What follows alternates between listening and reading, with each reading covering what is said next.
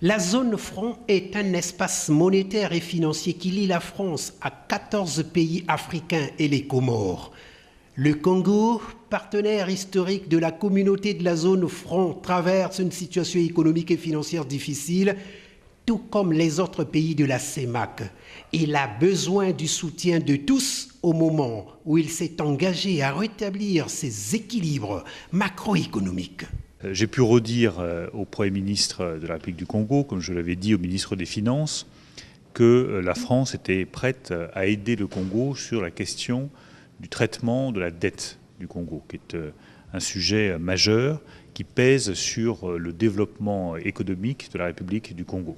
Donc nous avons étudié différentes possibilités et je pense que nous allons pouvoir avancer dans les semaines et dans les mois qui viennent. Comment est-ce que nous pouvons avancer ? D'abord, il faut que nous parvenions à une conclusion sur le programme du FMI. Ça, je crois que c'est le cadre général qui est important et qui donnera la stabilité et la visibilité à la République du Congo. Ensuite, nous sommes prêts à regarder ce qui peut être fait dans le cadre du Club de Paris. Enfin, j'ai rappelé que la France apportait une aide importante sur 3 ans, 135 millions d'euros. C'est une manière de rappeler sa proximité et sa volonté de soutenir le Congo dans son développement économique. Cadre idéal et pertinent de concertation sur les réponses à apporter aux grands enjeux économiques et financiers. Clément Mwamba, Premier ministre congolais, Bruno Le Maire, ministre français de l'économie et des finances, ont eu une parfaite convergence de points de vue. D'autre côté, nous attendons évidemment que le Congo poursuive ces transformations qui sont nécessaires.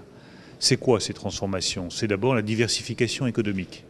Faire reposer l'économie uniquement sur le pétrole, c'est une erreur. Et nous le savons tous, parce que les prix du pétrole fluctuent, et lorsque le prix du pétrole s'effondre, ça fait moins de recettes fiscales pour la République du Congo. Il faut donc une diversification de l'économie de la République du Congo. Ça, c'est la première chose qui est indispensable.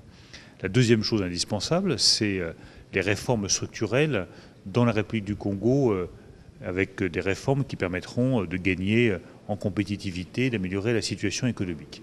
Et enfin, nous savons tous, il faut poursuivre la lutte contre la corruption.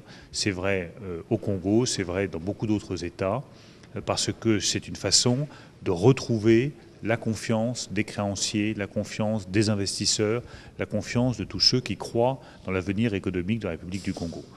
Comme ministre des Finances et de l'économie de la République française, moi je crois dans l'avenir économique de la République du Congo. Et j'ai envie que nous aidions la République du Congo à sortir de la difficulté dans laquelle elle est aujourd'hui. Le gouvernement du Congo a pris l'irréversible option de redonner force et vigueur à son économie.